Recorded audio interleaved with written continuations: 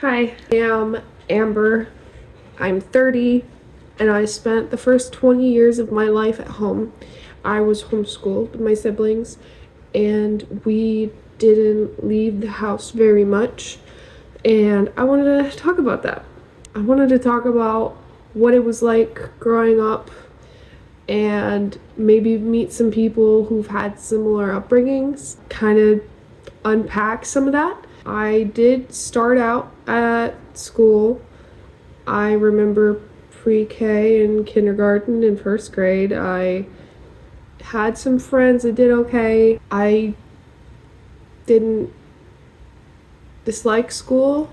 I think I liked it, but it wasn't up to me. I'm still pretty upset that I didn't get the whole school experience after that.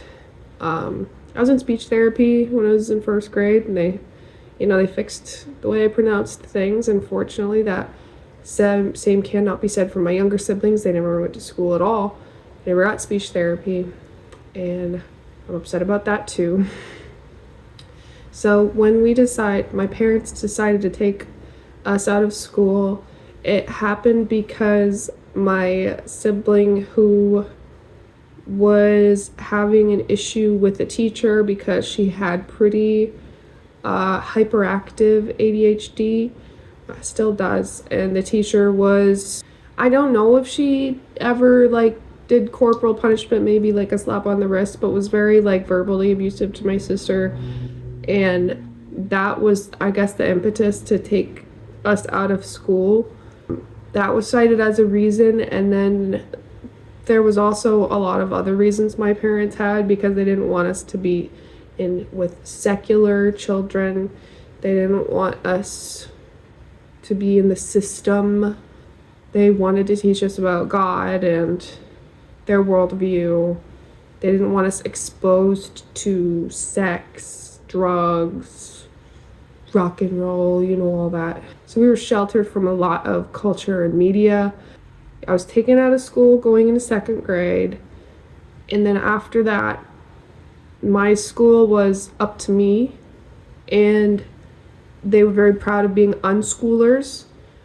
My parents, that's basically, if you know it, you know it, but the child is leading their curriculum. So I didn't have a curriculum like some friends we had that were homeschoolers did, like Becca books, which are pretty problematic, pretty religious, way of teaching, but it was still like a system that had books and things.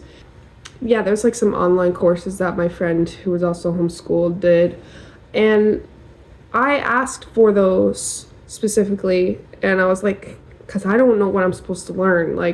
It was literally said, you decide what you want to learn. So we would go to the library and take out ton of books. We'd read some of them. We'd write down what we read. My mom would try to get us to write in cursive. She'd try to get us to do our times tables, but it was always a struggle. We were always sitting at the table oh, I don't want to do this.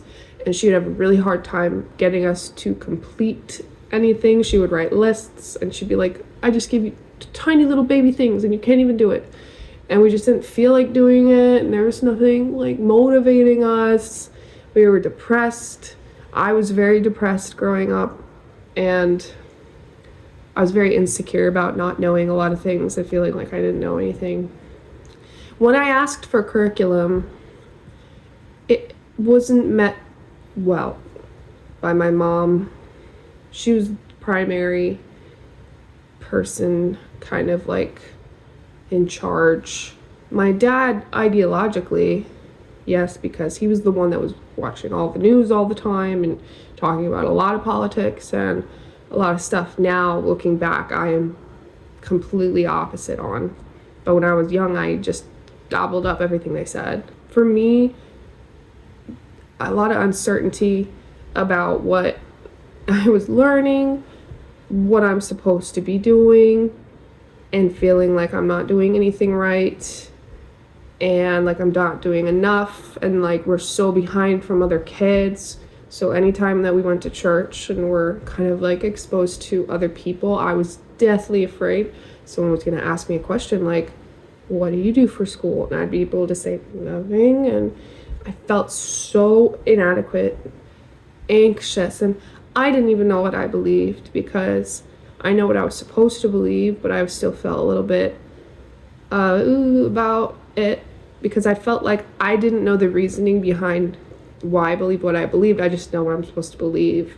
But for me, like, I'm a very logical person, and I want to know the reasoning and the evidence behind it, and I just didn't have that. So I was very, very shy, and I just didn't want to talk to anybody. I felt like I was on the edge of a cliff at all times with other people, and they terrified me. You know, I always thought they were making fun, because my parents would always be like talking about other people negatively, like other people are always out to get you. They're very paranoid people. My parents, you could tell that they grew up and they were both outcasts, and so they just decided to shut out the world basically and have their kids in their little bubble, essentially, is what it was. So I started off, you know, just repeating everything that they said, and, you know, repeating all the political stuff my dad would say, like Obama is going to make the world America communist, and we're going to have the end times, you know, and there's going to be trials and tribulations. And I don't know if they believed in the rapture, but it was the end times was constantly being brought up.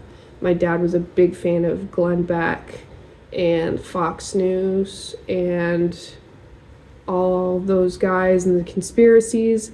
He was also into trading.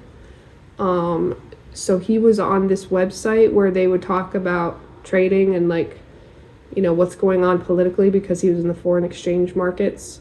So a lot of geopolitics, so, like, you know, politics around the world politics. And the website that he was on is basically, it's Tyler Durden, like Fight Club.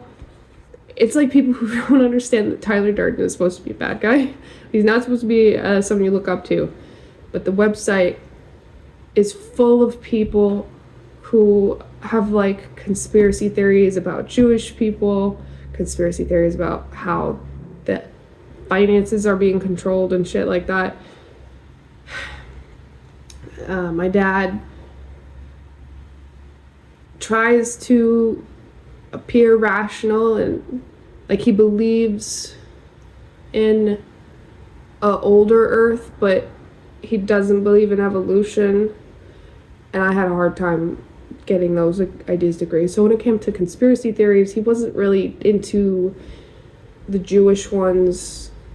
He wouldn't really interface with those, but he would definitely scared of the deep state and, like, Democrats, and climate change is a scam. He would say how when he was young, he was a bleeding heart liberal, and he went to college, and he hated Ronald Reagan, but then he had an experience where he was spiritually, like, opened up, and he looked at the trees, and he realized he believed in God, and he threw away all of his secular tapes, like his band t-shirts. He threw it all away, and he talks about that time in his life like it was a good thing. But I totally wish that I could just chill with my dad before all of that, because he sounded chill.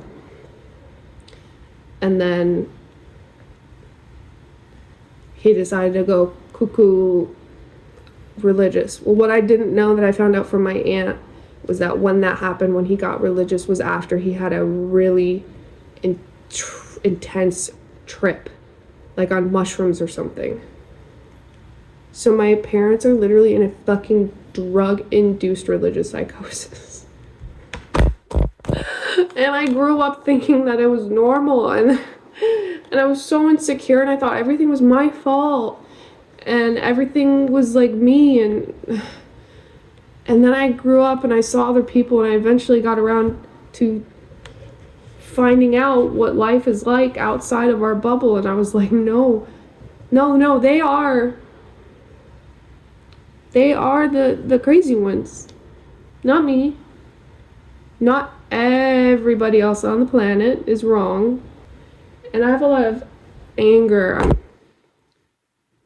and frustration at them still, and maybe I need to heal more to be able to be like, whatever. But I mean, raising 5 kids with barely any skills to handle adult life, and then keeping him in the house for you, paying your bills because you don't work, is something that I am not going to get over. I started realizing things weren't right. I tried to run from it for a while.